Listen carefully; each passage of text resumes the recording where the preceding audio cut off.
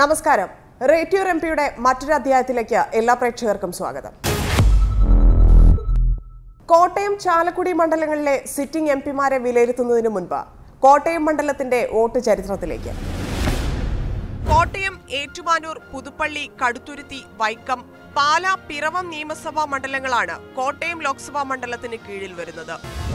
1952 ആദ്യ തെരഞ്ഞെടുപ്പിൽ കോൺഗ്രസിന്റെ CP മാത്യു ആണ് കോട്ടയം മണ്ഡലത്തിൽ നിന്ന് കന്നി ജെയിംസ് സ്വന്തമാക്കിയത്.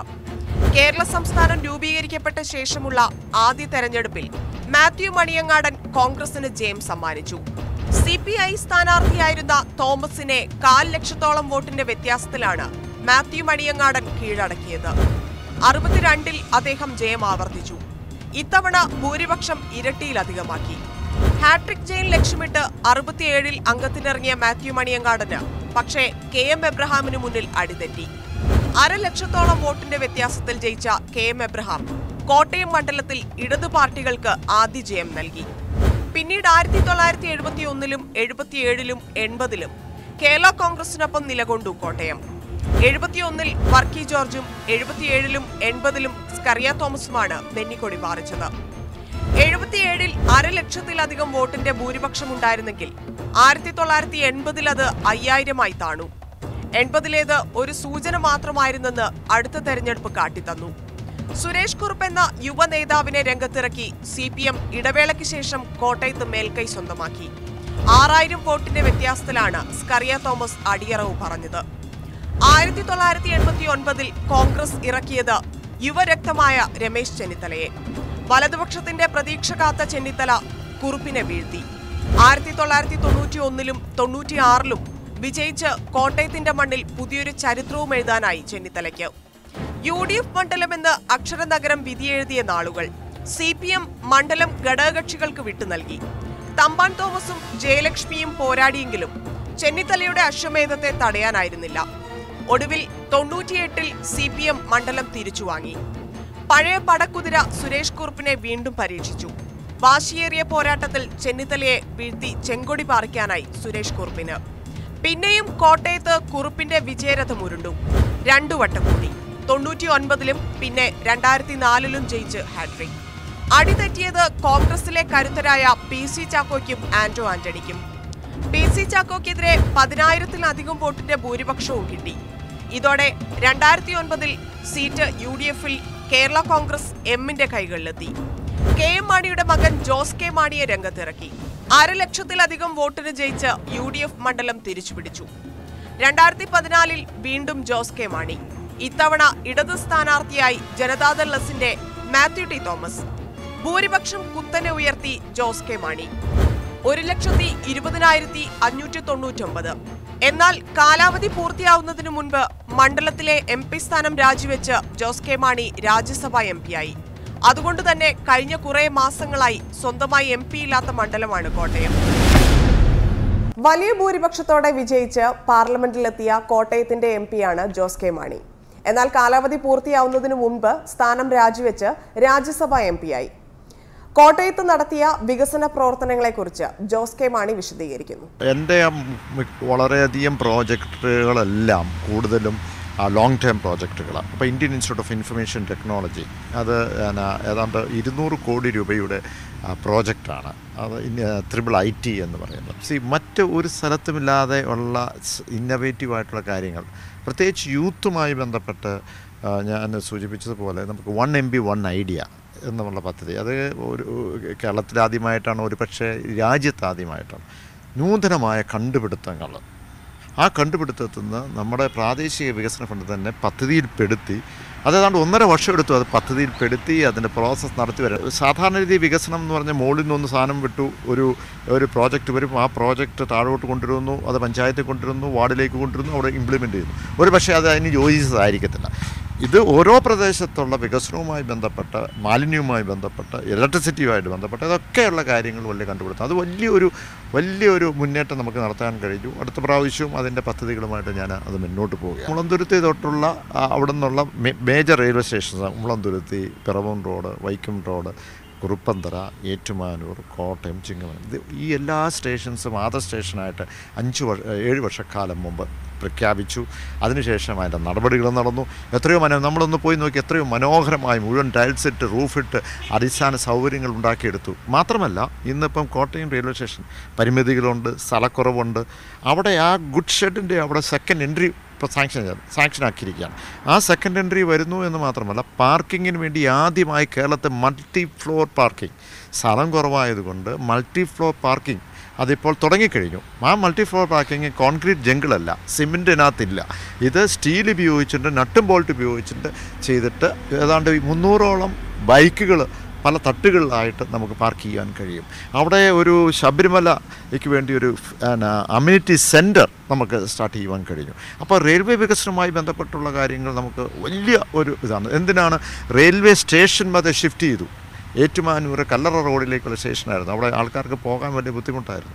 ഏറ്റവും കൂടുതൽ ആൾക്കാർ വന്നുകൊണ്ടിരുന്ന അതിരമ്പുഴ റോഡിൽ നിന്നാണ്. അതിരമ്പുഴ എന്ന് പറയുമ്പോൾ അവിടെ യൂണിവേഴ്സിറ്റി ഉണ്ട്, അവിടെ നമ്മുടെ മെഡിക്കൽ കോളേജ് ഉണ്ട്, ഒത്തിരി എഡ്യൂക്കേഷൻ സ്ഥാപനം 7,000-ഓളം സ്റ്റുഡൻസ് അവിടെ പഠിക്കുന്നുണ്ട്. ഇവരെല്ലാം വരുന്ന അതിരമ്പുഴ. അപ്പം ഈ സ്റ്റേഷൻ തന്നെ നമ്മൾ ഷിഫ്റ്റ് ചെയ്ത് അത് കല്ലറ റോഡിൽ നിന്ന് ഇപ്പോൾ അതിരമ്പുഴ റോഡിലേക്ക് ഷിഫ്റ്റ് ചെയ്തു, കമ്മീഷൻ ചെയ്തു. അപ്പോൾ നമ്മൾ പറ്റാത്ത കാര്യങ്ങൾ എന്ന് പറഞ്ഞാൽ പെട്ടെന്ന് പറ്റാത്ത കാര്യങ്ങൾ പോലും നമുക്ക് ചെയ്യാൻ പറ്റും. കുറച്ചു കാലമാണ് മണ്ഡലത്തെ പ്രതിനിധീകരിച്ചതെങ്കിലും കോട്ടയത്തെ പ്രതിപക്ഷത്തിന് ജോസ് കെ മാണിയെ കുറിച്ച് പറയാനുള്ളത് കേൾക്കാം. ഈ കാലഘട്ടങ്ങളിലെല്ലാം തന്നെ അദ്ദേഹം കുറേയധികം ഫ്ലെക്സുകൾ വെച്ചിട്ടുണ്ട്. റോഡുകളുടെ, അതുപോലെ ഒത്തിരി റോഡുകൾ, റെയിൽവേ, ഈ വികസനങ്ങൾ, ഇപ്പോൾ ഈ പറയുന്ന വിദ്യാഭ്യാസ മേഖല, അങ്ങനെയുള്ള കാര്യങ്ങൾക്കെല്ലാം അദ്ദേഹം വെച്ചിട്ടുണ്ട്. പക്ഷേ അതിനു മുമ്പും അദ്ദേഹം MP ആയിരുന്നു. ഇവിടെ 9 മന്ത്രിമാർ, കേന്ദ്രമന്ത്രിമാർ ഉണ്ടായിരുന്ന സ്ഥലമാണ് കേരളം. അദ്ദേഹം അതിനകത്ത് ഭാഗഭാക്കായിരുന്നു. അന്ന് ഉള്ള വികസനങ്ങൾ ഇപ്പോൾ അവർ പറയും വീണ്ടും ജയിച്ചു. അത് സ്വാഭാവികമായും ഒരു UDF തരംഗത്തിൻ്റെ അല്ലെങ്കിലൊക്കെ വിജയിച്ചിട്ടുണ്ട്. നമ്മൾ പറയുന്ന വികസന കുതിപ്പെടുത്ത് നോക്കുമ്പോൾ അദ്ദേഹം അതിനു മുമ്പ് 2 തവണ ജയിച്ചിരുന്ന ആ സമയത്തുള്ള ആ ഗ്രാഫും അന്ന് കൊണ്ടുവന്നിരുന്ന വികസനവും ഈ കഴിഞ്ഞ 5 വർഷത്തെ വികസനവും താരതമ്യം ചെയ്യാനുള്ള ഒരവസരം ജനങ്ങൾക്ക് കിട്ടുമെന്നുള്ള കാര്യത്തിൽ സംശയമില്ല. ഇദ്ദേഹം പറയുന്ന ഈ IIIT അടക്കമുള്ള കാര്യങ്ങളിൽ സർക്കാരിൻ്റെ പണം ലഭിക്കാതെ വന്ന സമയത്ത് ബഡ്ജറ്റിൽ പെടുത്തുകയും അദ്ദേഹം തന്നെ അത് പത്രസമ്മേളനത്തിൽ പറഞ്ഞിട്ടുള്ള കേന്ദ്രം അനുഭാവപൂർവമായ നിലപാടെടുക്കുകയും ചെയ്തതിൻ്റെ ഫലമായിട്ടാണ് ഇന്ന് അച്ഛനും മോനും തന്നെയാണ് അത് ഉദ്ഘാടനം നിർവഹിക്കുന്നത്. വേറെ ഒരാളെ പോലും അത് വിളിച്ചിട്ടില്ല. അപ്പോൾ തൻ്റെ ഈ വികസനങ്ങളെല്ലാം തങ്ങളുടെ നേട്ടമാണെന്ന് അവകാശപ്പെടുന്ന ഒരു സമീപനമാണ് അദ്ദേഹം ഇന്ന് എടുത്തിട്ടുള്ളത്. പിന്നെ രണ്ടാമത് അദ്ദേഹം പറഞ്ഞിട്ടുള്ള കുടിവെള്ളം, അത് നാട്ടിൽ ജനങ്ങളോട് സംസാരിക്കട്ടെ. അദ്ദേഹത്തിൻ്റെ സ്വന്തം മണ്ഡലമായ പാലാ മണ്ഡലത്തിലെ കുടിവെള്ളത്തിനായി ആളുകൾ നെട്ടോട്ട് ഓടുക. മറ്റ് ആശുപത്രി മേഖല, അദ്ദേഹത്തിൻ്റെ സ്വന്തം മണ്ഡലത്തിലെ നിരവധിയായിട്ടുള്ള ഉപകരണങ്ങൾ അടക്കമുള്ള കാര്യങ്ങൾ അവിടെ ചെയ്തിട്ടെന്ന് പറയുമ്പോൾ അവിടെ വരുന്ന ആളുകൾക്ക് കിട്ടുന്ന, അവിടെ ഹോസ്പിറ്റലിൽ അതിനുള്ള സംവിധാനങ്ങളില്ല.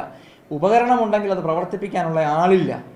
അതല്ലെന്നുണ്ടെങ്കിൽ ഡോക്ടർമാരില്ല. 30 വർഷമായിട്ട് പണി തുടങ്ങിയിട്ടുള്ള നിരവധി വലിയ റോഡുകൾ ഇന്നും എങ്ങും എത്താതെ കിടക്കുകയാണ്. പിറവം മണ്ഡലത്തിലാണെങ്കിൽ ഒരു എക്സൈസ് കളവ് റോഡുണ്ട്. അദ്ദേഹത്തിൻ്റെ വാഗ്ദാനമായിരുന്നു, പാലിക്കപ്പെട്ടിട്ടില്ല. ഈ മണ്ഡലത്തെ സംബന്ധിച്ചുള്ള ഏറ്റവും സുപ്രധാനമായ ജനകീയ പ്രശ്നം കാർഷിക മേഖലയിലെ പ്രശ്നമാണ്. പ്രത്യേകിച്ചും റബ്ബർ കൃഷിക്കാരുടെ നാടാണ് കോട്ടയം. കോട്ടയം ജില്ലയിലെ റബ്ബർ കൃഷിക്കാർ ഇത്ര ദയനീയമായ അവസ്ഥയിലെത്തിയ മറ്റൊരു സന്ദർഭം സ്വാതന്ത്ര്യാനന്തര ഭാരതത്തിൽ ഉണ്ടായിട്ടില്ല. ഈ വിഷയം അവതരിപ്പിച്ച് പാർലമെൻറ്റിനകത്തും പുറത്തും സമരം ചെയ്തോ സമ്മർദ്ദം ചെലുത്തിയോ ഒരുപക്ഷെ ആസിയൻ കരാറിൽ തന്നെ അതിൻ്റെ പ്രധാനപ്പെട്ട കരാർ വ്യവസ്ഥയിൽ 19 വകുപ്പ് തന്നെ ഭേദഗതി ചെയ്യാൻ കഴിയുമായിരുന്നിട്ട് അതിലൊന്ന് ഇടപെട്ട് സമ്മർദ്ദം ചെലുത്തി ചെയ്യിക്കാനോ ഒന്നും കേന്ദ്ര ഗവൺമെൻറ്റിൻ്റെ ഏതെങ്കിലും തരത്തിലുള്ള ആനുകൂല്യം വാങ്ങിയെടുക്കാനോ നിലവിലുള്ള MPക്ക് കഴിഞ്ഞില്ല എന്നുള്ളതാണ് ഈ കഴിഞ്ഞ 4 വർഷക്കാലം അദ്ദേഹം MP ആയിരുന്ന ഘട്ടത്തിലത്തെ അനുഭവം പൊതുവിലെടുത്താൽ കാണാൻ കഴിയും. ഇപ്പോൾ IIITയുടെ കാര്യം അദ്ദേഹം സൂചിപ്പിക്കുമ്പോൾ അവിടെ ഞാൻ ചൂണ്ടിക്കാണിക്കുന്നത് മറ്റൊന്ന് ഇല്ലായ്മ ചെയ്തുകൊണ്ട് ആ സ്ഥലം കയ്യേറുകയാണ്. യഥാർത്ഥത്തിൽ അവിടെ കേരളത്തിലെ സഹകരണ മേഖലയിൽ നിന്ന് പിരിച്ച ഷെയറും സംസ്ഥാന ഗവൺമെൻറ്റിൻ്റെ ബഡ്ജറ്റ് വീതവും ചേർത്ത് വാങ്ങിയ ഭൂമി ടയർ ഫാക്ടറിക്ക് വേണ്ടി ബഹുമാനപ്പെട്ട മാണി സാർ മന്ത്രിയായിരുന്നപ്പോൾ കൊണ്ടുവന്ന പ്രോജക്റ്റാണ്. ഈ കേരളത്തിലെ നിരവധി സഹകരണ സംഘങ്ങളിൽ നിന്ന് ഓഹരി പിരിക്കുകയും ജില്ലാ ബാങ്കിൻ്റെ അടക്കം ഷെയർ ഞങ്ങൾ കൊടുക്കുകയും ചെയ്തതാണ്. ആ ടയർ ഫാക്ടറി ഉണ്ടായില്ലെന്ന് മാത്രമല്ല, അതിനുവേണ്ടി വാങ്ങിയിട്ട സ്ഥലത്തെ ലക്ഷക്കണക്കിന് രൂപയുടെ റബ്ബർ മരങ്ങളും മറ്റ് ഫലവൃക്ഷങ്ങളും എല്ലാം വെട്ടി അവർ സ്വന്തം കീശയെ വീർപ്പിച്ചു എന്നുള്ളത് ഒഴിച്ചാൽ ആ ടയർ കമ്പനി ഉണ്ടായുമില്ല. അതിൽ ഷെയർ എടുത്ത മുഴുവൻ സഹകരണ സംഘങ്ങളെങ്കിലും പറ്റിക്കുകയും ചെയ്തു. അത് വലിയ വിവാദവും വിമർശനവുമായി കേരള രാഷ്ട്രീയത്തിൽ തന്നെ പ്രശ്നങ്ങളായി ഉയർന്നു വന്നപ്പോഴാണ് അത് ക്രമേണ കുറേ ഭാഗം വിറ്റ് ചില ആളുകൾക്ക് പൈസ കൊടുക്കുന്നു. ആ കൂട്ടത്തിൽ IIIT കൊണ്ടുവന്ന് അതിന് മറയിട്ട് മറ്റേ പ്രോജക്റ്റ് നടക്കാത്തതിന് ഇതാ ഞങ്ങൾ പകരം കൊണ്ടുവന്നിരിക്കുന്നുവെന്ന് പറയുന്ന രൂപത്തിലേക്കാണ് ആ വിഷയം വന്നത്. വലിയ ഭൂരിപക്ഷത്തോടെ വോട്ട് ചെയ്ത് പാർലമെന്റിലേക്ക് അയച്ച ജോസ് കെ മാണിയെക്കുറിച്ച് മണ്ഡലത്തിലെ വോട്ടർമാർക്ക് എന്താണ് പറയാനുള്ളതെന്ന് കേൾക്കാം. ഒപ്പം പാർലമെന്റിലെ ജോസ് കെ മാണി ഉണ്ടായിരുന്ന സമയത്തെ പ്രകടനത്തെ വിലയിരുത്താം. ജോസ് കെ മാണിയുടെ പ്രവർത്തനം ഇതുകളിലേക്ക് ഉണ്ടാക്കി വെച്ചിരിക്കുന്നില്ല. 10 ലക്ഷം രൂപയുടെ എന്ന് പറഞ്ഞ് ഉണ്ടാക്കി വെച്ചിരിക്കുന്നു. ഇപ്പോഴുള്ള പ്രവർത്തനങ്ങളൊക്കെ ഇഷ്ടംപോലെ നടക്കുന്നുണ്ട്. വലിയ കുഴപ്പമില്ലാത്ത പ്രവർത്തനങ്ങളൊക്കെ നടക്കുന്നുണ്ട്. ഇപ്പോൾ ആര് വന്നാലും ഏത് പാർട്ടി വന്ന് പറഞ്ഞാലും ഏത് MP വന്നാലും ഒക്കെ തന്നെ ചെയ്യുള്ളൂ. 5-ൽ 2.5 മാർക്ക് കൊടുക്കാം. പ്രവർത്തനം ഈ പുള്ളി പറഞ്ഞ അത്ര അങ്ങനെ തന്നെ ഉള്ളൂ. അല്ല പ്രത്യേകിച്ച് ഒന്നുമില്ല. 2.5 മാർക്ക് കൊടുക്കാം. അതിനുള്ള വ്യവസ്ഥയൊക്കെ ചെയ്തിട്ടുണ്ട് പുള്ളി. ജോസ് കെ മാണിയുടെ പ്രവർത്തനങ്ങൾ നല്ല നിലയിൽ തന്നെയാണ് ആ മണ്ഡലത്തിൽ പ്രവർത്തിച്ചിരിക്കുന്നത്. 3.25 കൊടുക്കാം. ജോസ് കെ മാണി ഇവിടെ മുമ്പ് പരാജയമായിരുന്നു. കാരണം ജോസ് കെ മാണി കാണിച്ചത് ഇതല്ലേ, നമ്മളെ MP ആയിട്ട് മനസ്സിൽ ഇവിടെ ജയിച്ചിട്ട് പുള്ളി ഇവിടെ പതിച്ചിട്ട് പുള്ളി അവർക്ക് വേറെ സ്ഥാനാർത്ഥികളൊന്നും ഇല്ലാഞ്ഞിട്ടൊന്നുമല്ലല്ലോ. ഇവിടെ ഒരു ഇവിടെ തന്നെ 2ാമത്തെ പാർട്ടിയല്ലേ അവർ കേരള UDF. 5-ൽ 0 മാർക്കുള്ളൂ. ജോസ് കെ മാണി അതിനകത്ത് ഇവിടെ എന്നാ ചെയ്തത്? കുഴപ്പമില്ലാത്ത ഇടപെടലുകളൊക്കെയാണ്. ഒരുപാട് വികസനവും കാര്യങ്ങളൊക്കെ ഉണ്ടായിട്ടുണ്ട്. 5-ൽ 3 മാർക്ക് വരെ കൊടുക്കാം. വികസന വിഷയങ്ങൾ ഇവിടെ ഒന്നും അത്ര നല്ല രീതിയിലൊന്നും പ്രവർത്തിച്ചിട്ടില്ല. സാധാരണ നോർമലായിട്ടുള്ള രീതിയിലാണ് പോയിരിക്കുന്നത്. 5-ൽ നമുക്ക് 2 മാർക്ക് കൊടുക്കാം. കുഴപ്പമില്ലാത്ത ഭരണമാണ്. ഡീസൻ്റാണ് കൈകാര്യം ചെയ്തിരിക്കുന്നത്. 4 മാർക്ക് കൊടുക്കും. നല്ല രീതിയിലായിരുന്നു. മറ്റുള്ള MPമാരെ കഴിഞ്ഞ് നല്ല രീതിയിലാണ് ചെയ്തിരിക്കുന്നത്. 5-4 മാർക്ക്. ഈ മണ്ഡലത്തിൽ ഗംഭീരമായ ഒരു പ്രവർത്തനങ്ങളും ഇല്ലായിരുന്നു. 5-ന് 1 മാർക്ക് പോലും കൊടുക്കുകയില്ല. വലിയ കുഴപ്പമില്ലായിരുന്നു. പുള്ളി ഇവിടെ അതിനു മുമ്പ് വരുന്നപ്പോഴൊക്കെയാണ് ഈ മാർക്കറ്റ് ഇങ്ങനെയുള്ള കാര്യങ്ങളൊക്കെ ഒത്തിരി കാര്യങ്ങളൊക്കെ ചെയ്തിട്ടുള്ളത്. ഇപ്രാവശ്യം കയറിയിട്ട് വലിയ ഇതായിട്ട് എടുത്തു പറയാനായിട്ടുള്ള ഇല്ല. 5-ൽ പുള്ളിക്ക് നമ്മൾ ശരിക്കും ഒരു 3.5 മാർക്ക് കൊടുക്കാം. ജോസ് കെ മാണിയെ സംബന്ധിച്ചിടത്തോളം കുഴപ്പമില്ലാത്ത പെർഫോമൻസ് ആയിരുന്നു. വികസന പ്രവർത്തനങ്ങൾ വലിയ കുഴപ്പമില്ലായിരുന്നു. ഏറ്റുമാനൂർ നിയോജക മണ്ഡലത്തിന് വേണ്ടിയിട്ട് എന്തൊക്കെയോ കാര്യങ്ങളൊക്കെ ചെയ്തിട്ടുണ്ട് പുള്ളി. 2.5. 5-ൽ 4 മാർക്ക് കൊടുക്കുന്നുണ്ട്. വികസന പ്രവർത്തനം കുഴപ്പമില്ല. 5-ൽ 5 മാർക്ക് കൊടുക്കാം. 5-ൽ 3.5 മാർക്ക് കൊടുക്കാം. 2018 ജൂണിൽ രാജിവെക്കും വരെയുള്ള കാലയളവിൽ ജോസ് കെ മാണിയുടെ ഹാജർ നില 77%. സംസ്ഥാന ശരാശരിയും അത്ര തന്നെ. 372 ചോദ്യങ്ങളാണ് അദ്ദേഹം ഇക്കാലയളവിൽ സഭയിൽ ഉന്നയിച്ചത്.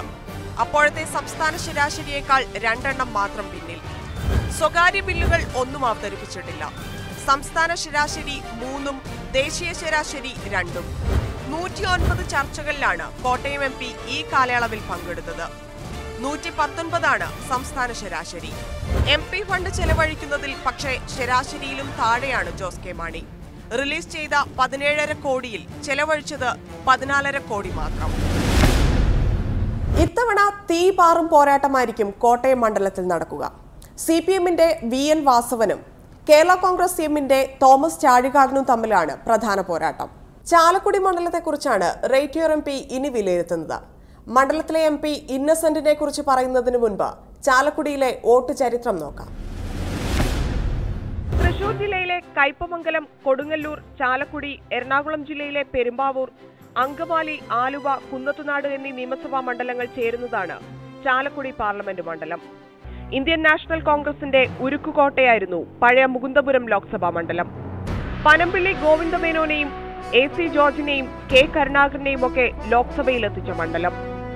1957 ആദ്യ തെരഞ്ഞെടുപ്പിൽ CPI-ലെ TCN മേനോൻ കോൺഗ്രസിലെ EK മാധവനെ പരാജയപ്പെടുത്തി ചെങ്കുറി പാറിച്ചതാണെങ്കിലും പിന്നീട് അങ്ങോട്ട് കൂടുതലും വലതുപക്ഷത്തിനൊപ്പമായിരുന്നു മുകുന്ദപുരം.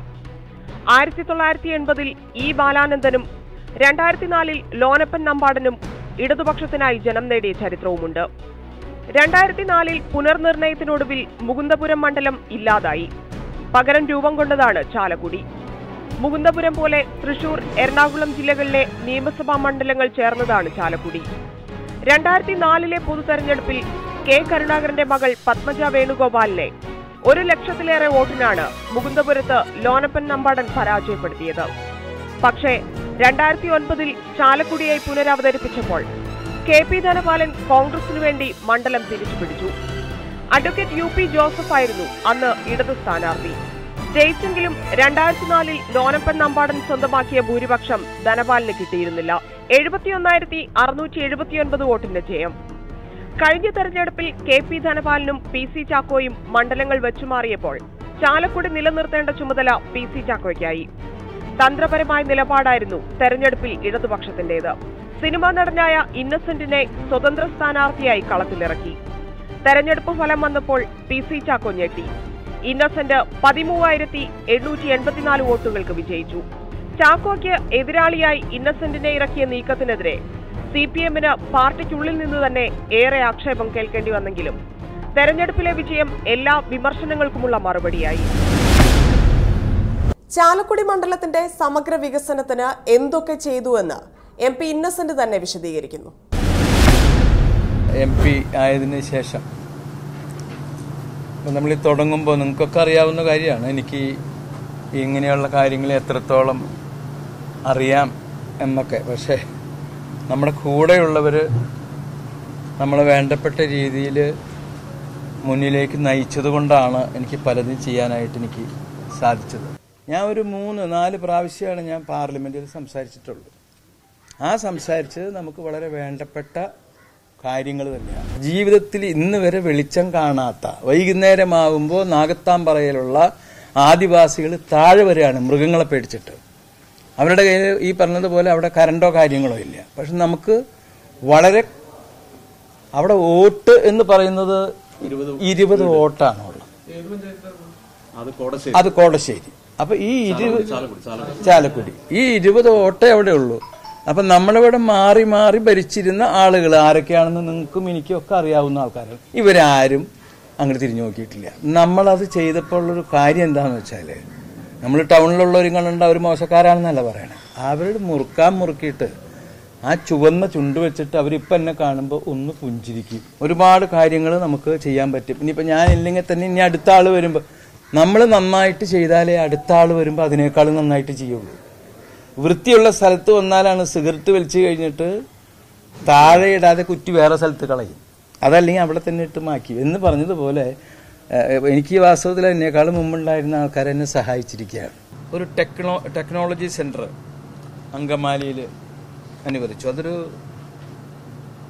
200 കോടി, ഇപ്പം 130 കോടിയാണ് അവർ തന്നിരിക്കുന്നത്. ഇനി അവർ 200 കോടി പിന്നീട് നമുക്കവർ തരും.